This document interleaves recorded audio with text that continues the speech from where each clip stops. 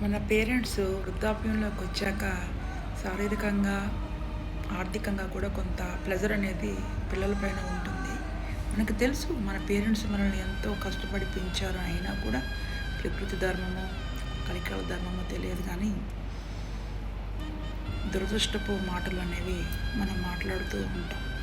గుర్తుపెట్టుకోండి, ఆ మాటల్లో వాళ్ళని దూరంగా పెట్టినా, వారు ఆ మాటల వల్ల బాధపడిన, వాళ్ళు అనుకోకుండా మనం దూరమైనప్పుడు మనం బతికి ఉన్నా కూడా చచ్చినట్టే.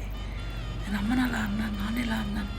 అదే మీరు మా నాన్న, మా అమ్మ, నేను చూసుకోవాలి, నా ధర్మం అది, నా బాధ్యత అని మీరు చూసుకుని సంతోషంగా ఉన్నప్పుడు వారు అనుకోకుండా దేవుడి దగ్గరికి వెళ్ళిపోయినా కూడా నేను మా నాన్నని అమ్మని చూశాను రా, నిక్కచ్చిగా చూసా అంటే గర్వంగా మీరు బతుకుతారు. చచ్చే వరకు ధైర్యంగా, గౌరవంగా బతుకుతారు.